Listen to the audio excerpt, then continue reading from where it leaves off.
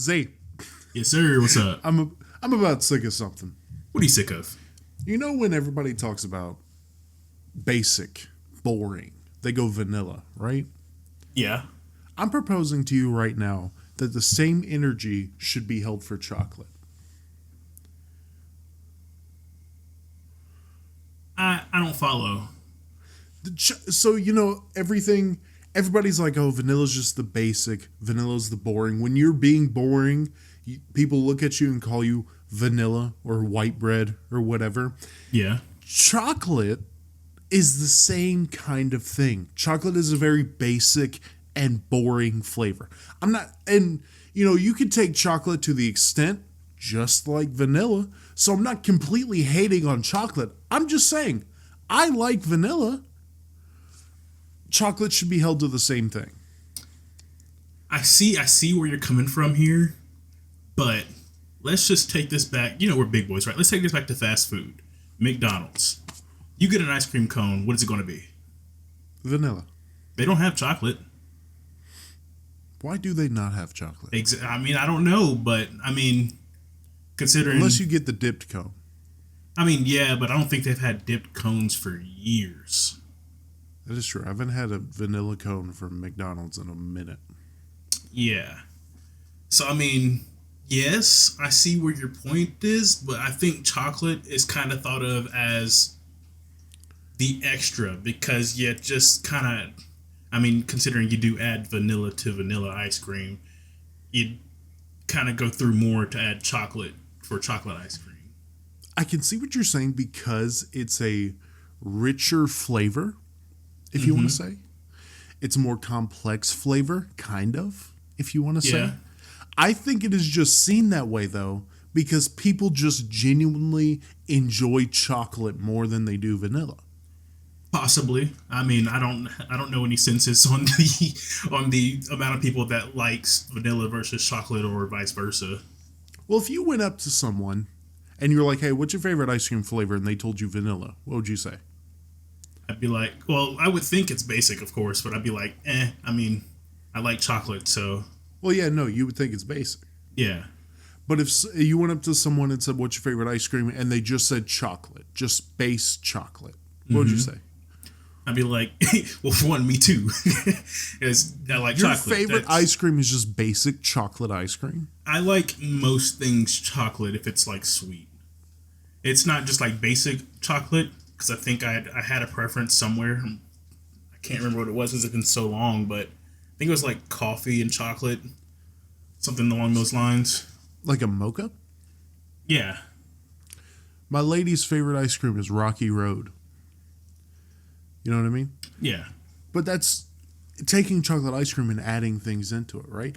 I would argue that vanilla is better because you can do a lot more with vanilla. But that might just be my thing. Chocolate for me, like if I get a sundae, I like putting strawberries and hot fudge on it. Mm-hmm. If I did that to chocolate ice cream, it'd be way too much, too sweet.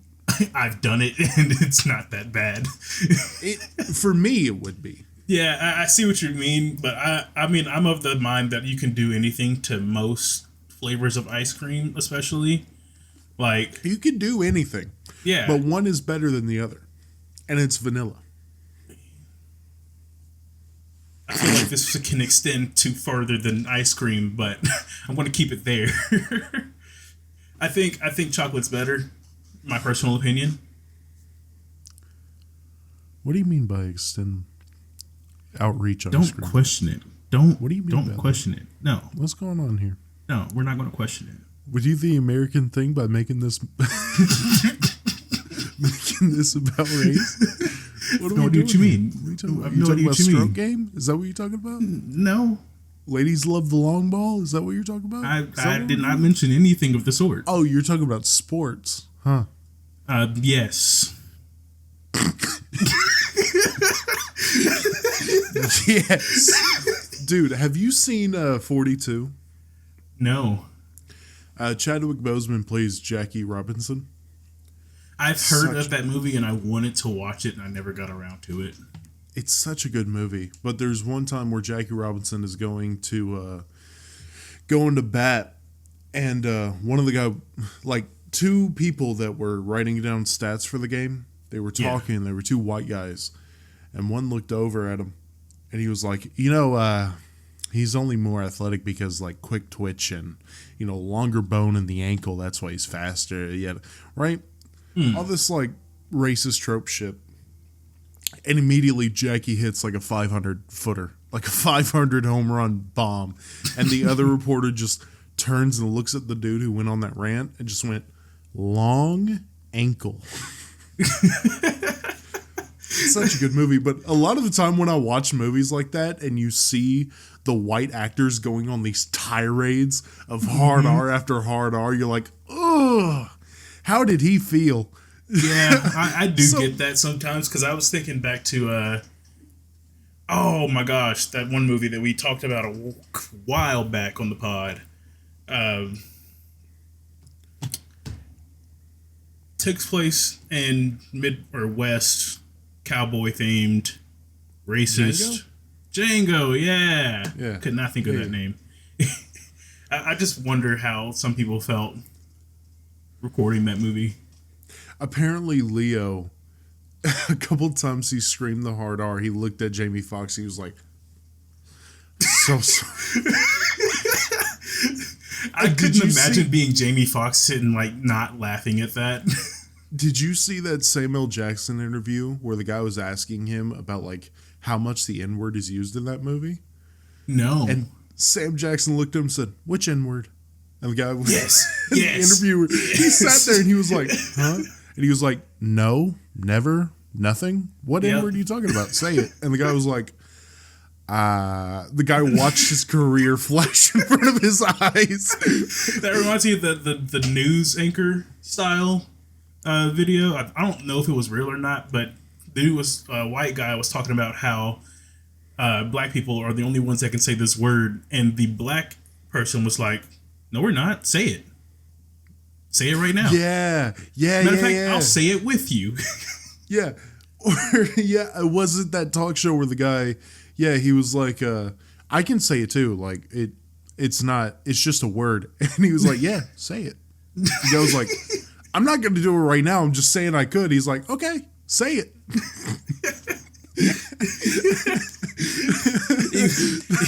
Dude was watching his life go. He was like, "Oh no, I've trapped myself."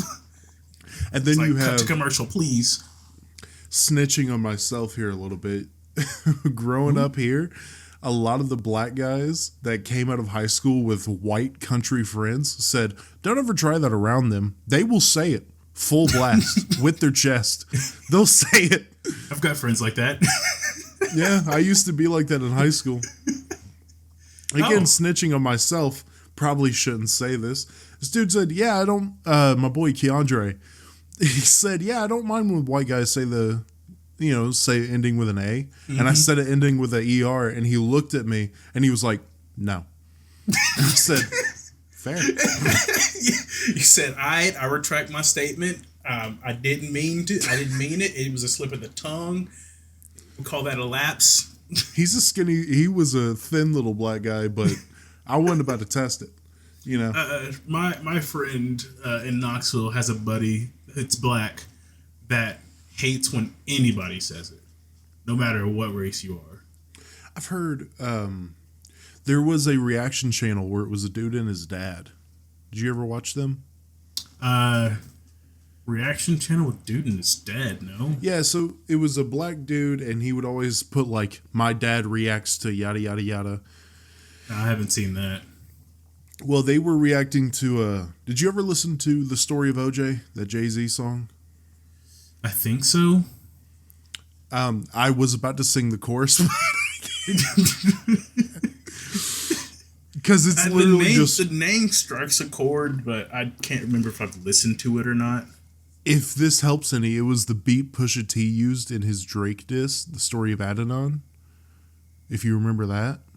Yes, I think I have heard it. Yeah. And he's like, OJ said, "I'm not black, I'm OJ." Okay. And I'm looking at that lyric right now. It's hilarious. Yeah, the music video. Look at the chorus. That's why I can't say it. Oh. That's why it's not coming out of my mouth. You were going to say the chorus? Huh? You were going to sing the chorus there to try and make the me remember? chorus of the song is the first thing I think about, okay? Don't turn this on me. Don't turn this on me. You could have just said, OJ, like, I'm not black, I'm OJ, okay? Okay, but the chorus is the first thing you think about when you think of a song, brother. I do myself no favors with the humor that I bring to this. Yeah, it's just what you were saying before the pod, yeah. But no, it got to that chorus, and the dad was like, the dad took it as Jay-Z saying, like, yeah, we got to stop using that word. I don't know why I'm saying we. I'm commenting. I'm not Uh-huh. Yeah, I got you. I'm amazing at tiptoeing around this, aren't I? Mm-hmm. But he was like, yeah, the black community, we should not stop. I'm with you, brother. We should stop using that word because it's just holding us back. But I think the true message of that song was like, no matter what you are as a black man, America's always going to see you as that. You know what I mean? That's probably true.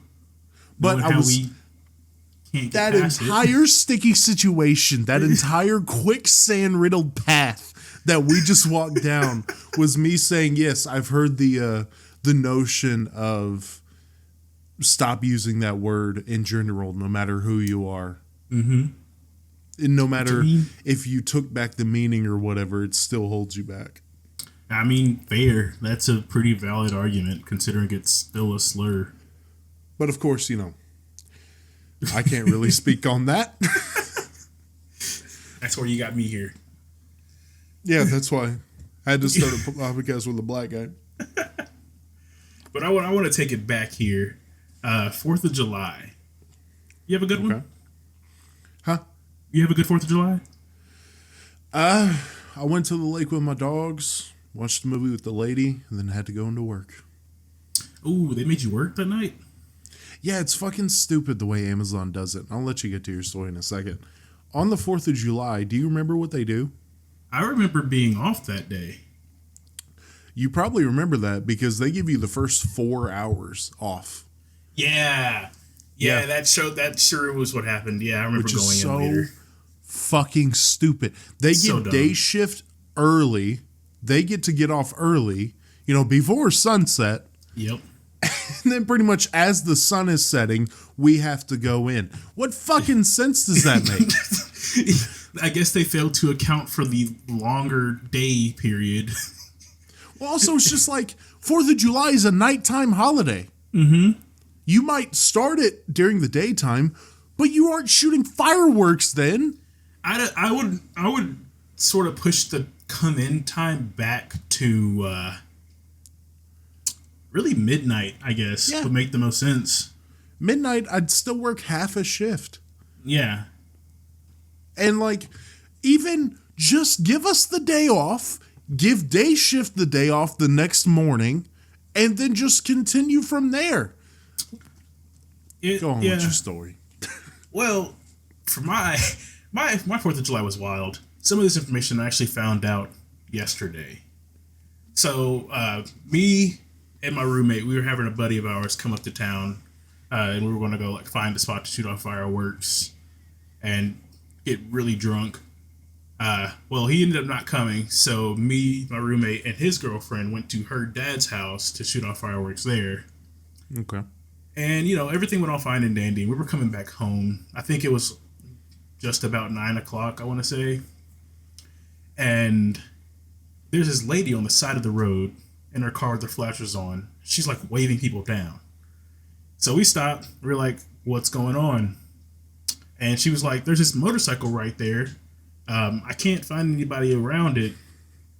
But I'm just letting y'all know so nobody hits it, or if y'all want to try and move it off the road or something, because y'all are big strong men. Yeah. And so we hop out, we look at it, and we're like, that bike is still on, so somebody has to be around here or something. Yeah. Pull up my phone, turn on the flashlight, move to the left, 5 feet there, I see eyes. I'm just like, I found a body. Well, dude woke up shortly after, gratefully, and he was like, what happened? that hurt. And I was like, yeah, no shit. I don't know what happened, but it probably hurt. I'm sorry. I imagine the Chris Tucker thing. What happened? You got knocked the fuck out, man. Dude was like out with his eyes open. So I'm just like, ah. Any sign of like road rash? No.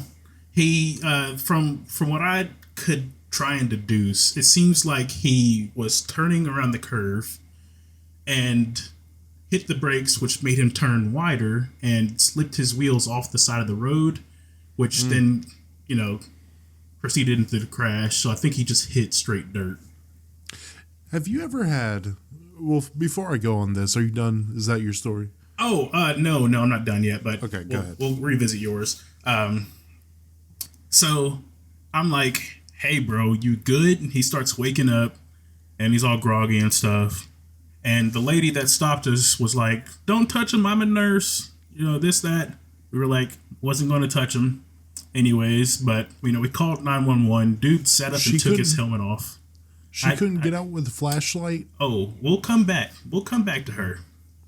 So he sits up, takes his helmet off.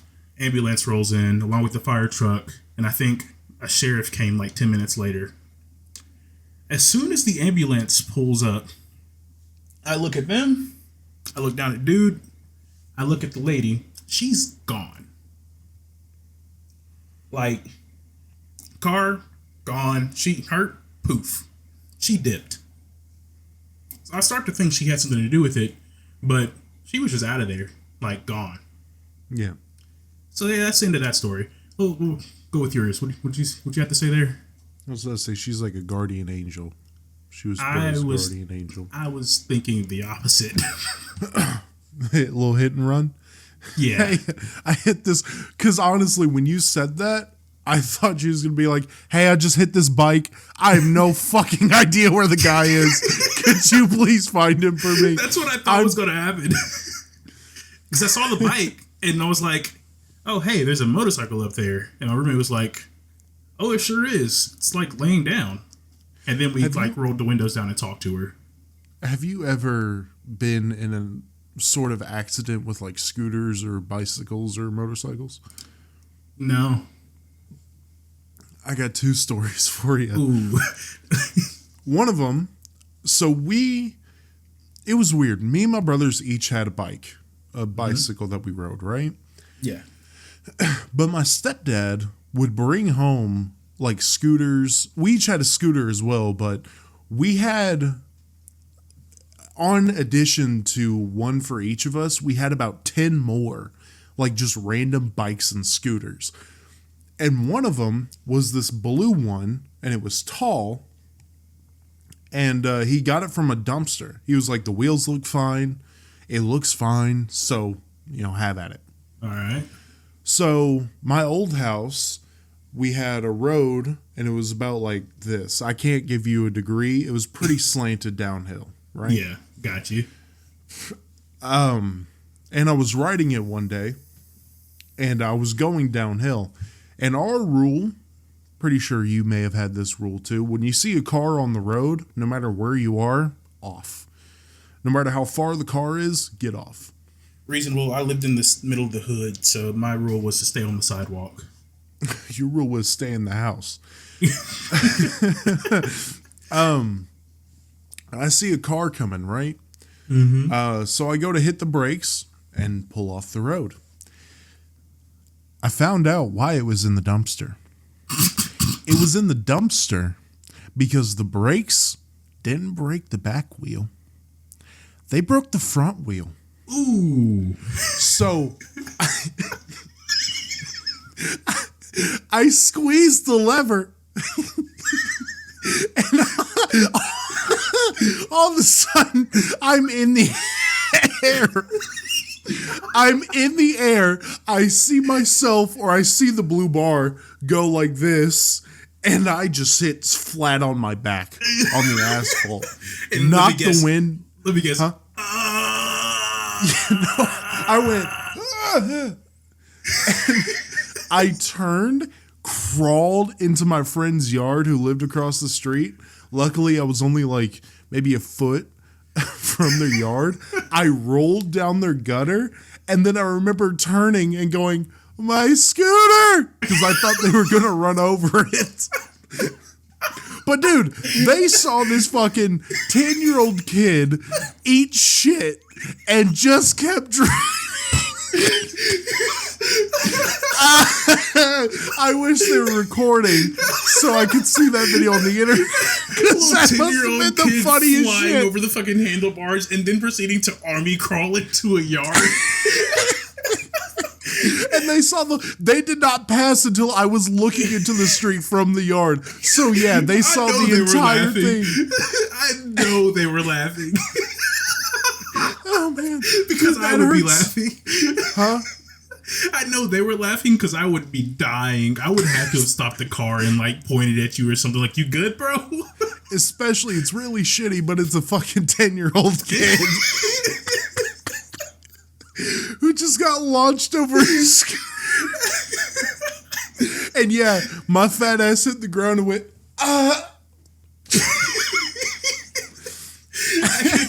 The wind getting knocked out of you is such a scary feeling when you're a kid. Oh yeah. Luckily by that time, taking some falls and that hurt. Luckily by that time, I'd played football for so long that I had kind of gotten used to it because I used to get fucking cracked. But still, that shit is like, what the fuck? What's going on? I remember the first time I got the wind knocked out of me. You know when you jump off a swing set, like you at the height of the swing.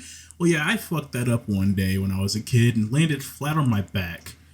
I couldn't breathe in for what felt like a solid 2 minutes. I was just like, I was struggling. Dude, I'm picturing it in slow motion of you just jumping off the swing and then going, yeah, but your legs come too far and you're like, ah! It hurt so bad from one, hitting the ground, of course. Two, I couldn't physically breathe in, it felt like. So I was scared out of my mind. Dude, we had a swing set in the backyard, and yeah, we used to do that shit all the time. But I ended up, I don't know how I did it. I think I'm just fat enough. I was on one of the swings, and as I was swinging, the swing set was tilting and putting back. It wasn't in the ground. It was literally just placed on the ground. Oh. And I swung so hard that I flipped it a couple times. And my brother still tells to this day that there was one time he was sitting on the swing, completely zoned out. And then he snapped to with the seat on his forehead, looking around with me on my back and going, "Oh, fuck."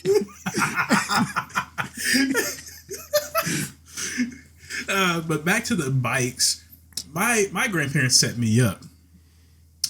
So I had a few bikes when I was younger, but one of them was this yellow BMX bike that apparently was owned by my uncle when he was younger. Yeah. Well, in their backyard, they have long flat land and like a big old ditch, and then more land. Well, apparently my uncle used to jump that ditch when he was younger, and they didn't tell me about that until after the chain fell out. A really bad time because I was just driving along and I was like, let me go over this ditch, but I wasn't going to jump it or anything. I was just going over it. Well, that going over it turned into me riding down, trying to ride back up, and the pedals locked up because I got caught in the chain that had now, not been there. And I don't think I went over the handlebar, but I definitely hit it really hard. And you can imagine where, because it hurt a lot. Yeah. And that's when they decided to tell me, oh yeah, he used to jump that ditch on the bike all the time, and he'd mess it up so bad the chain wouldn't stay on. Thanks for letting me know. Appreciate it. Yeah. The second story I had was my stepdad, or former stepdad, got a mini motorcycle. Mm-hmm. He was a big biker guy, right? Yeah. And he got this mini motorcycle, or he had like a mini one that he had gotten us, but this one was a little bit bigger. and he decided to teach me how to drive a motorcycle on it because it drove just like a motorcycle, like just like a big motorcycle. It was just again smaller. Yeah. So I learned how to drive a manual, if you want to say. I learned the concept of driving a manual on it. I didn't learn how to actually drive manuals on my farm truck. But I drove it. So I was going down that street, right?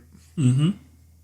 You take a turn, and in front of the turn, there's a road that goes straight, and there's a road that goes right. Okay? Mm-hmm. His plan was to follow me and have me take that right road, go up, and circle around, right? Yeah. But I saw that and froze. Froze. So I could have gone straight, could have gone that way. I decided, why not jump the ditch into this random person's front yard?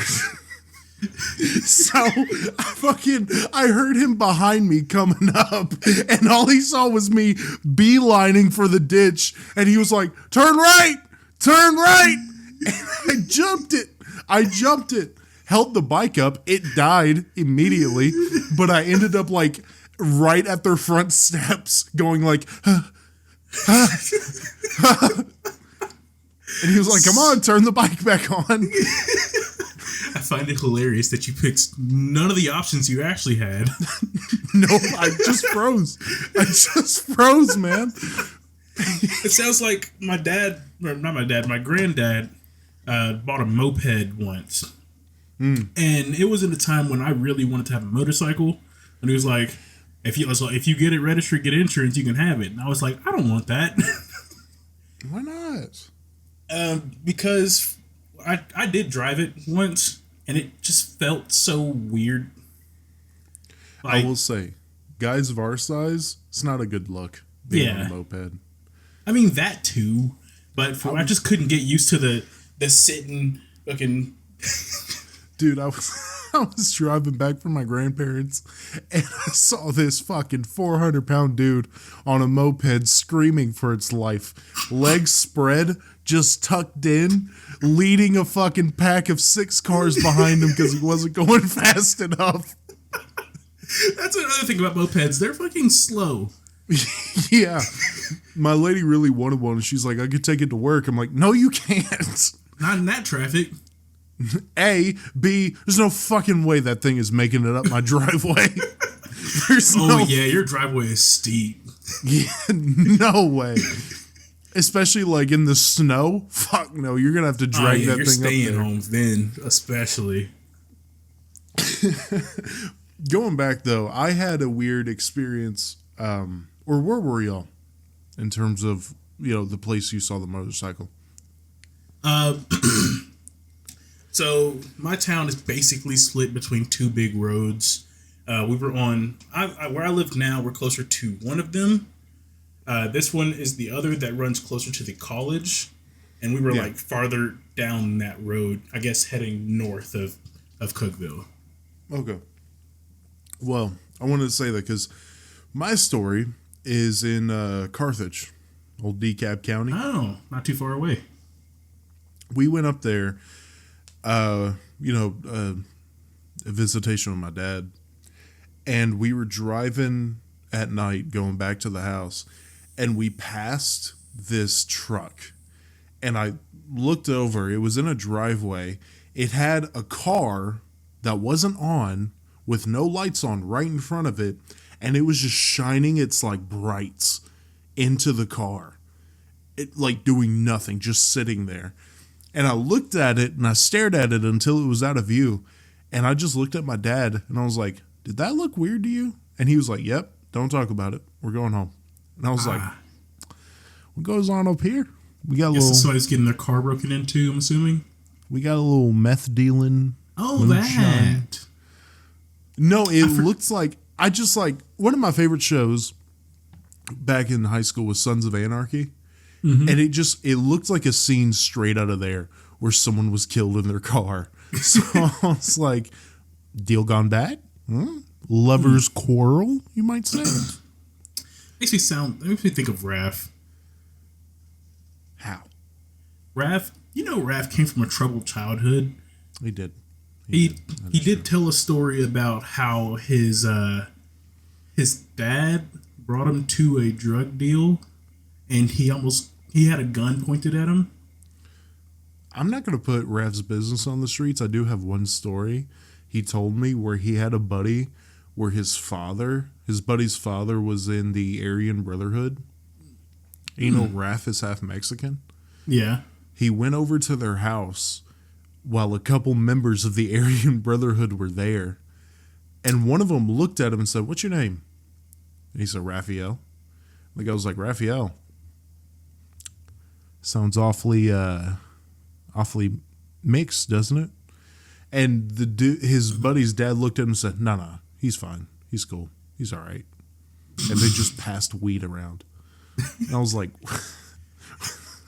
okay. It's not terrifying at all. I guess just break the rules a little bit for certain. No, but your reception was also in Carthage, wasn't it? Yeah, that the Carver barn. Yeah. We had it up there because that barn is free. It is. I remember you saying something like that. Yeah, no charge.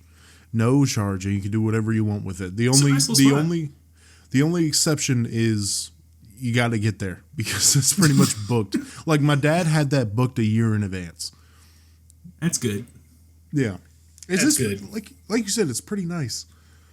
I just remember it being in the middle of fucking nowhere for me and trying to navigate back home following y'all, but then getting pulled over and none of you fuckers stopped. Oh, yeah, no, that was hilarious.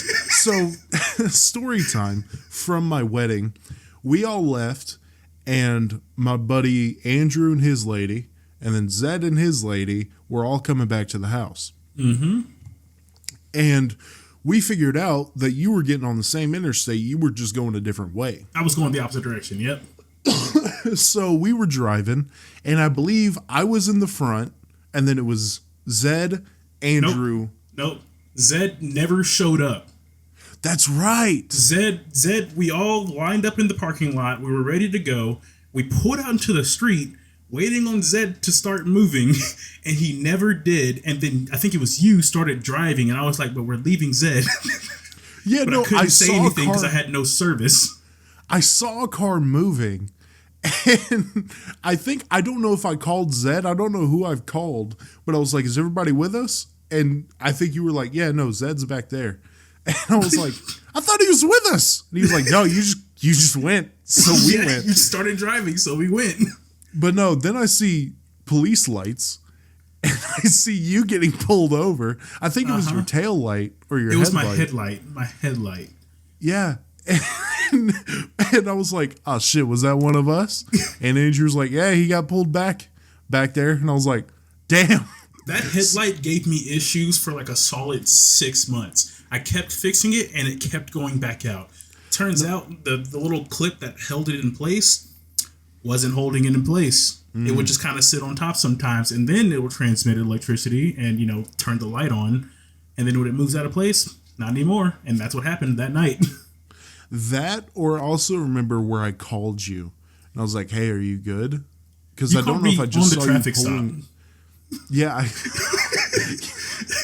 called you, and all I heard was like, "Yes, sir. Here you go, sir." And I was like, "What do you?" You called, and I was like, "What comedic timing that is?" Answered it, handed over my license and registration, and I remember I couldn't find my insurance, but I knew it had just renewed, and I was like, "I don't know where my insurance card is. Here's the most recent one I have." Turns out, yeah, it was still with my grandparents. My new insurance card, and I couldn't get a hold of them to get a picture of it or anything. But he was like, "You know what? It shows that you're insured." And I was like, "Cool." He was like, "Yeah, just get the light fixed." Yeah, no. Every time, or I've only been pulled over one time, but got to use that white privilege. But luckily, I don't keep my insurance card on me. So if I ever do get pulled over, I'm like, "Yeah, I have it saved on my emails. Can I just do that?" And they'll be like, "Yeah, go ahead." So I'll just pull up the email. I should probably find my insurance card because I have no clue where that is. That's I think I got mine when I originally registered my first car. And then when it renewed, I just didn't get the new one. And I haven't gotten one since. But I saved the email where they email me like a copy of it. Yeah. I have a printer right here. I could easily print it out. I just should probably don't. do that. I just don't. Oh, dude, but did I ever tell you the fucking journey it was trying to fix Hudson's headlights? No. Dude, so Hudson, for those of you who obviously don't know, I have a Dodge Journey right now, and my lady likes to name the cars. She names this car Lizzie, which we might get into. Hudson was my Nissan Murano. It was like a 2008 Nissan Murano. It's the one you drove when I first met you, right? Yeah. Yeah. So the headlights, one headlight was out, and I refused to drive at night. To the point I would go to work early, an hour early, so it'd still be daytime. Yeah. My lady hated it. Hated it so. This was before she was working, so she was like, "Let's go out or whatever." I'm like, "No, I can't see out of the left side of the fucking car." Yeah, it's a big no. So finally, my boy came over, and I had gotten the replacement bulb, and we were like, "All right." He said, "Yeah, it should just pop out. Headlight thing should just pop out, right?" No. Because this is a Nissan Murano. You had to take off about 7 different parts. Yep. Before you could actually get to the headlight cover. Yep. Gotta love Nissans. Dude, and it got worse. So that was like, I was like, oh, fucking God, Lee, dude. But then I got this Journey. And what's great about the Journey is you pop the hood and it's so like spacious. Like you could get in there pretty easy. Yeah. But within the first couple months, I needed a new battery. The battery is in the fucking wheel well. What? I might not be using the correct term, right? I'm saying that because it is wheel and that's the fender that goes over it is your wheel well. Okay, it's not that that whole area. The wheel, it is right in front of it. Oh. So to get to the battery, I need to jack up the car, take off the wheel, and take that whole piece off just to get to it. Yeah, that'd be irritating. Now, luckily, if I ever have to jump her, she has cables that, like, go up to the surface. So I don't have to jack up the car if I need to jump the car. But, because that'd just be ridiculous. If I found that out, I'd be like, no, I'm not buying this car. Most cars have, or not most, but I know a lot of vehicles that have batteries that aren't in the engine bay, but they have, like, nodes that you could use to jump the car. Yeah. That usually works out. See, it's not a problem until you have to change the fucking battery. Then it's like, why did you do that? Why did you do that? Yeah. I believe, I'm not sure on the specific ratio, but I would choose to bet at least 85% of cars, the battery is right. Pop the hood, battery's right there. I've got stories like that. So, as you know, I used to drive a Chevy Trailblazer, right? That vehicle lasted like 16 years, I want to say. No, 06 to over 16 years. Over 10 years, I mean. But when I had to change a headlight for that vehicle, it was as simple as opening the hood, reaching my hand past a little crossbar that's right up there, like over the headlight, and then, doing my thing. For my Altima, for any work that I've had to do that was in the engine bay, I've always had to take off so many parts. Like for my radiator, the air filter has an intake right over it. So I have to pull out pins, take it off to get to my radiator. Yeah. When my headlight was an issue, I spent so long trying to figure out why they made this vehicle to the point where I have to take off the front end to get to the headlight. I don't have to do that. I still have to take out my air filter though, because that just is in the way. You literally have to unscrew it, pull it out of the vehicle, and then you have room to get to the headlight. I spent probably 2 of those 6 months fixing my headlight, trying to reach and like it has a little cap on it that locks into place that I guess protects it from debris and whatnot. Yeah. I spent so long driving with that cap just not attached because I couldn't physically get my hand in there to twist it on. Dude, Nissans last forever. They're great cars, really. We shit on Altimas, but that's only because of how they look. I don't shit on how they look. I shit on for how difficult it is to get things done. Yeah, you could see an Altima fucking 3 wheels and a spare, no front end, trunk busted open. It's still going to go for another 50,000 miles. Still runs, yeah. But no. When it comes to automotive shops, and I know you haven't had to deal with this a lot since you kind of work on the own stuff. Mm-hmm. So I told the whole story a couple podcasts ago to give a summary because I know a lot of people don't listen episode to episode. Went to go play basketball. Car went ba-da-da-da-da. Pulled over. Check engine light came on. Got it towed to Mr. Transmission because I thought it was something with transmission. Turns out it was a sensor to do with the crank system, and we'll get into that. Ooh, a sensor. That's nice.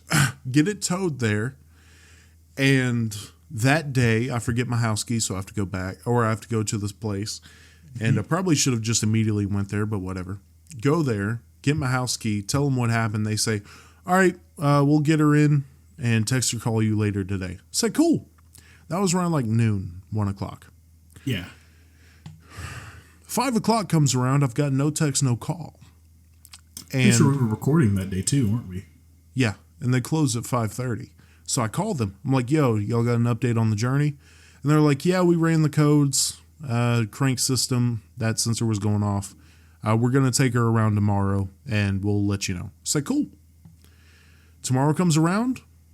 5 o'clock comes around. No text, no call. So I call them, and I say, hey, I got the Dodge Journey. Any updates? They said, yeah, still running that code, cleared it, drove it around a little bit. No issues really showed. We'll let you know. I said, cool. Don't know why you didn't call me after you test drove it, but cool. Yeah. Well, unfortunately, the next day was the 4th of July. They weren't open. Mm-hmm. And I picked the only Mr. Transmission in Tennessee, apparently, that is closed Friday, Saturday, and Sunday. Friday, too? Yes. Okay. Monday comes around. No text, no call. And I wasn't able to call them either. Today comes around. No text, no call. I call them at noon.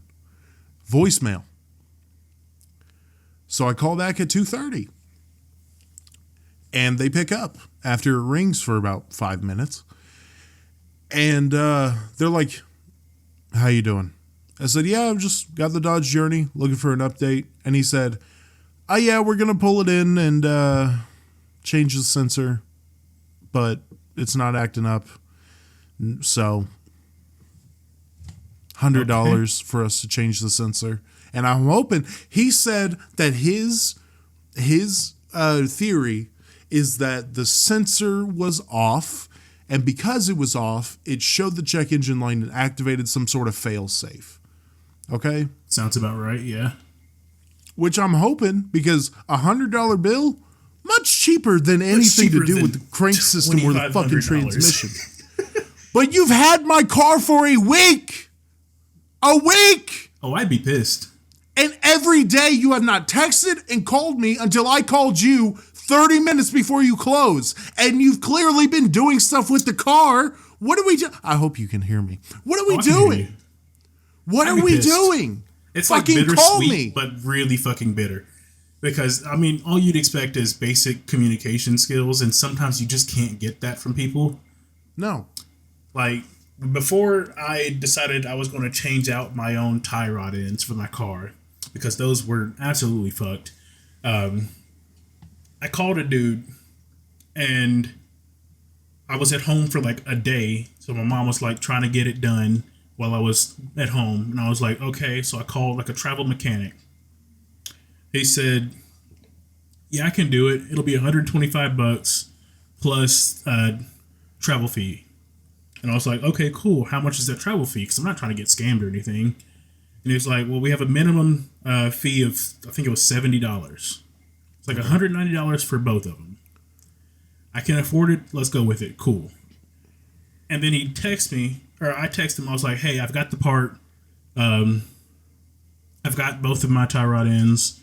I'm ready whenever you get down here. And he was like, oh, you meant both. I was like, what do you mean?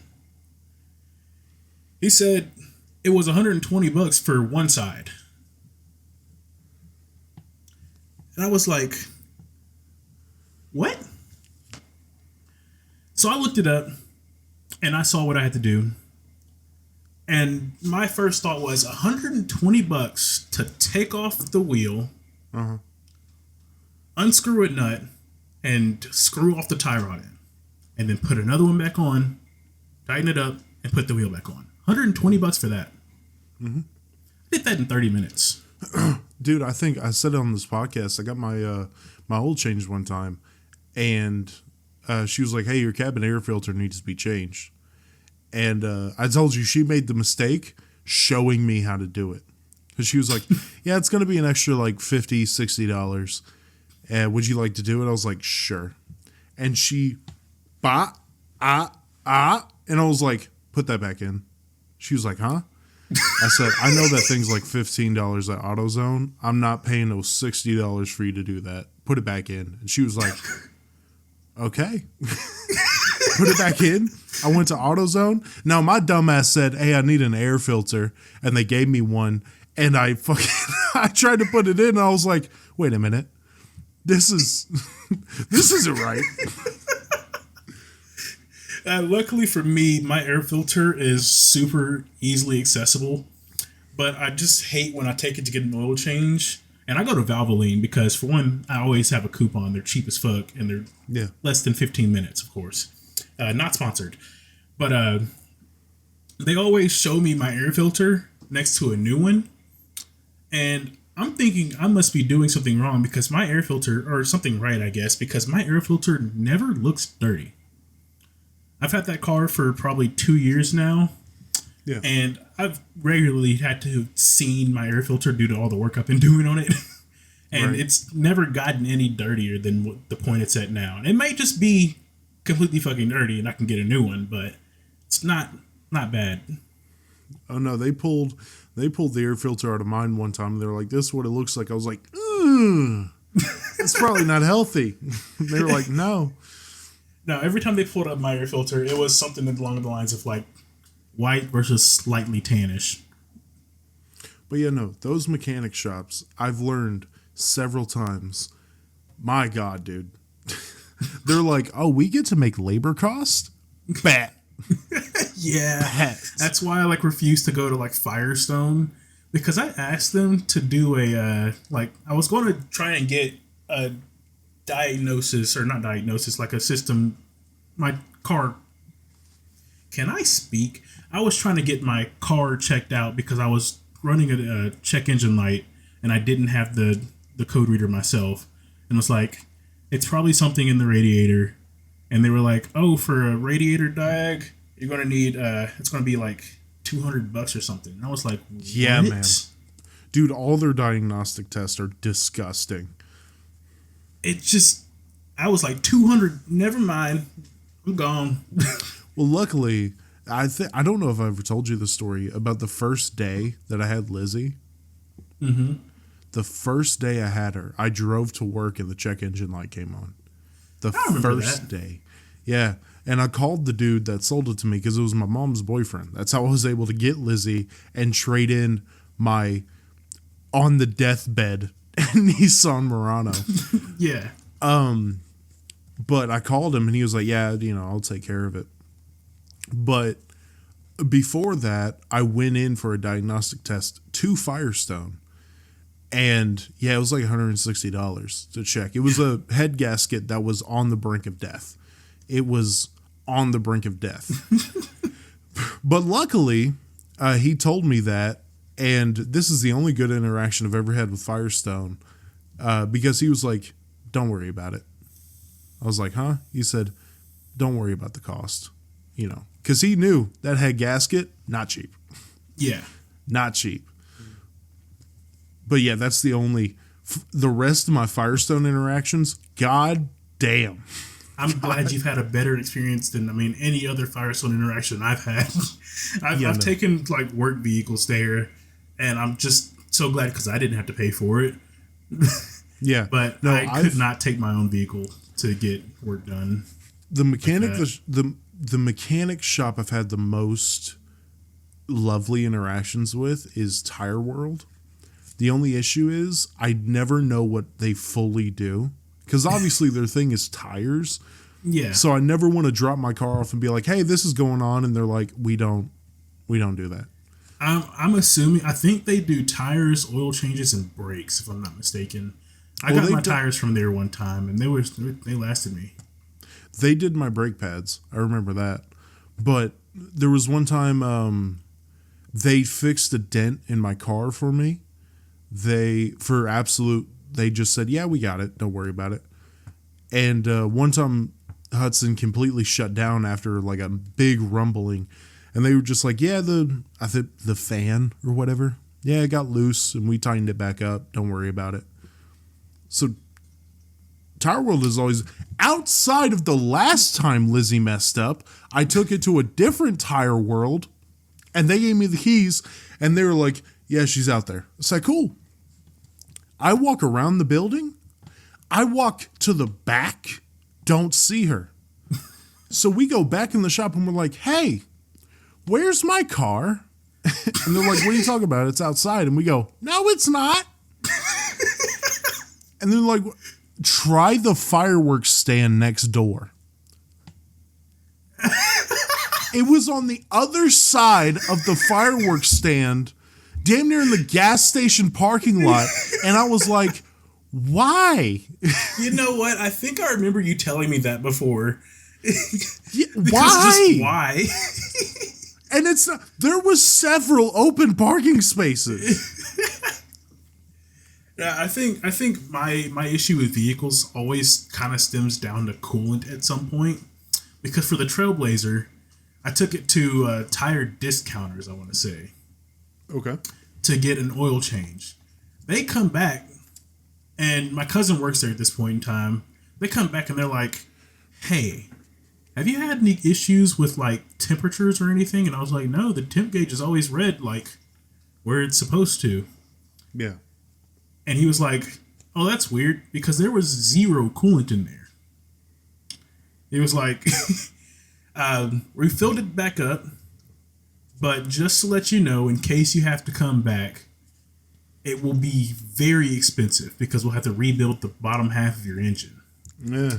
And I was like, how expensive do you mean? Somewhere north of $2,000. That's disgusting. I was like, oh, okay. And it never had an issue after that. So I was so happy.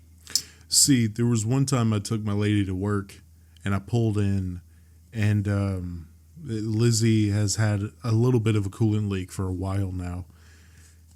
And I popped the hood up because I check it from time to time.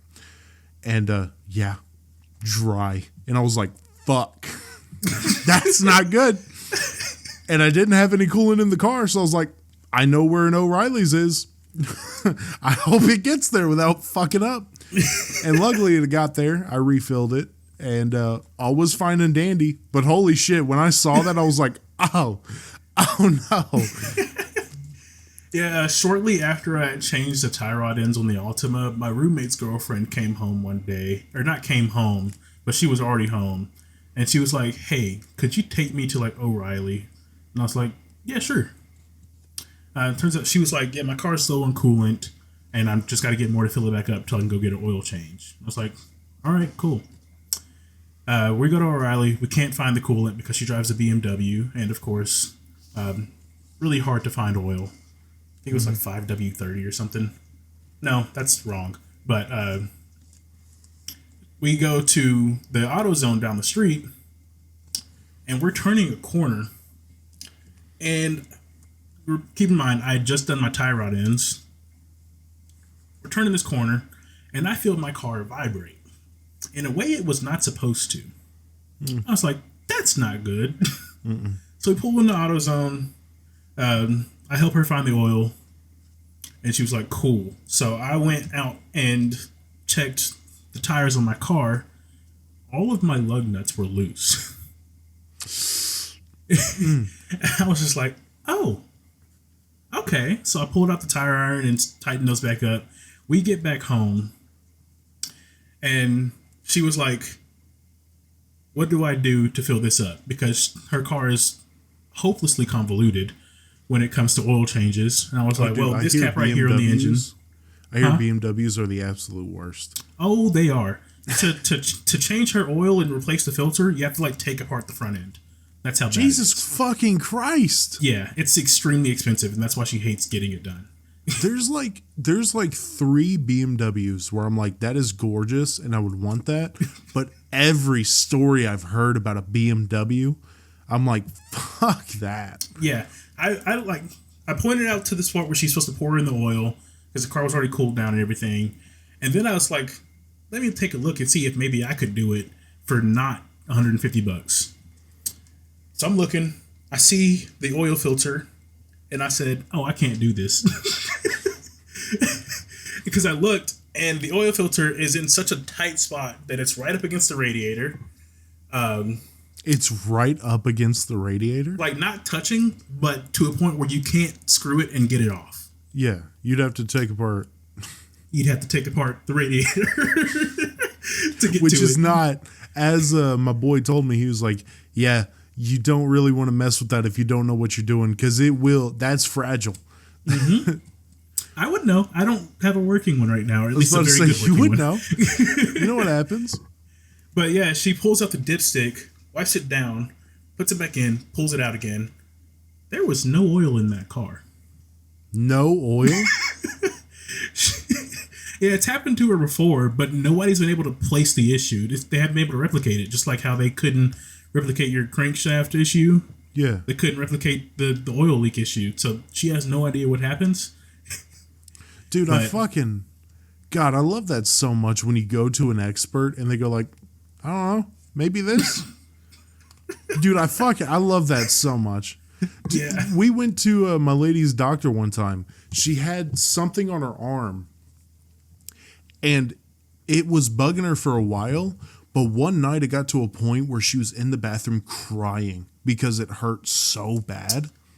So we went to her doctor, and her doctor was like, yeah, what's going on? She was like, yeah, I have this on my arm. And it was like this big red spot that was growing, right? Oh. And her doctor went, put this ointment on it. Maybe that'll work. And me and her were like, you realize if she didn't have she had insurance at the time, but if she didn't have insurance, that shit would have cost like $300. Yeah. Just for her to say, I can't fault the doctor, though, because, I mean, doctors go into specializations usually, and that probably had nothing to do with general practitioner. For him. I know. It's the same thing of like, when you're frustrated, you know what I mean? Mm-hmm. When you're frustrated, it's like, you're my doctor. I am sick. This is where it's hurting. This is my symptoms. What is going on? It's just so, especially when it costs that much fucking money. And they're like, hopefully this will work. U.S. healthcare system for the win. And dude, it is almost the same shit with mechanics. I swear to God, 150 tow, $100 job. If I drive this car and it starts doing the same shit, I'm going to lose my fucking mind. Oh, yeah. Oh, yeah. Back to the doctor one. I have a coworker who had some pain in his shoulder recently. And it like slowly got worse to the point where he like had to stop using that arm at work. He goes into a doctor. He calls out that day, goes into a doctor, tells them what's happening, is waiting to get checked in. Doctor calls him back, immediate x-ray. Doesn't ask him, like, what's wrong? Nothing. Immediate x-ray. They don't see anything, and they're like, looks fine here. Here's some pain meds. If it doesn't go away, come back. Yeah. And I think he eventually got it sorted, but it took like way too long. At least it's better than, back in the Old West, they would just look at you and be like, well, you've been smoking enough cigarettes? Here, have some heroin. That should help. You got a headache? Let me drill a hole in your head real quick. I mean, dude, have you seen... So there's this skull that they found that they date to like early humans, right? And it has this massive hole in its skull.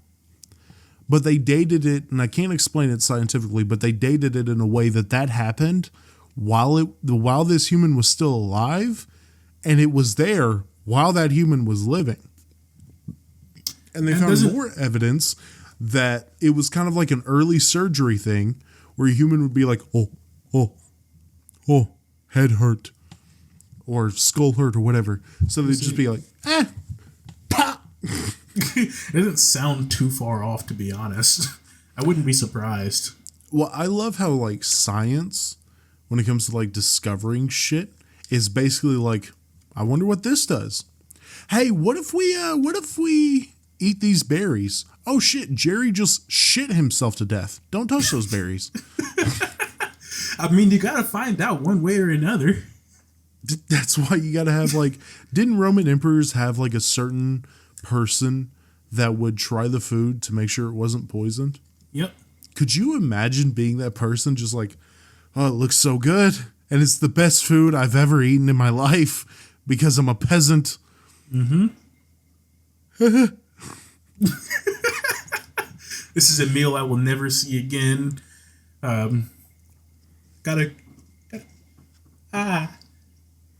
I'd be terrified. I couldn't do that shit.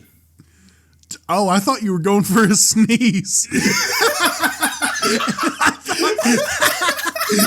Dude, you stopped up and you went, and then, and I thought you held back with that sound. I was like, what the fuck is that? And then you finished it. And I was like, oh, that's what he's doing. I thought you were going for a sneeze. Dude, no, speaking of finishing things, we're coming up on an hour. What do you say? You got anything else you want to say? Add to the story times? I mean, you want to extend this a little bit or you want to end it?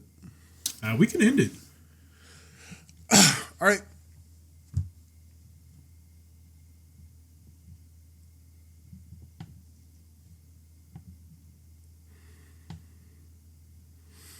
Hope you enjoyed this episode. Of course, follow the socials, Red Light Homies, everywhere. Twitter, even though we don't use it. Instagram, even though we rarely use it. TikTok, we use it even though they really don't like us. Really don't. Make sure you follow, rate, and share the show. Especially rating, especially sharing. Rate 5 stars. Tell us your car problems. Say, 5 stars, my car fucking sucks. Nothing racist. Don't say anything about Japanese vehicles, okay? Don't. Even though when I messed with my Nissan Murano, I started saying so much shit about Unit 731. Don't put that in the ratings, okay? I'm saving you from it, okay? Ooh, but share the show. Deep secrets. Whether it's clicking that little curved arrow and sharing on whatever platform you have, or it's in real life, say Otto just appears in your room and says, hey, quick little reminder, how many friends have you told? And you say none, he's going to strangle you. You see those tentacles? He's going to strangle you if you don't share the show. Isn't that right, Z? That's right. Is Max going to do anything? Max. You see Max right here. If you tell him that you told nobody about the show, he might just sleep. Max doesn't really do much. In my head, I was like, he's going to fuck you. He's going to hump the shit out of your leg. If anything, they'll be Otto because, Otto's a horny little bastard. Yeah.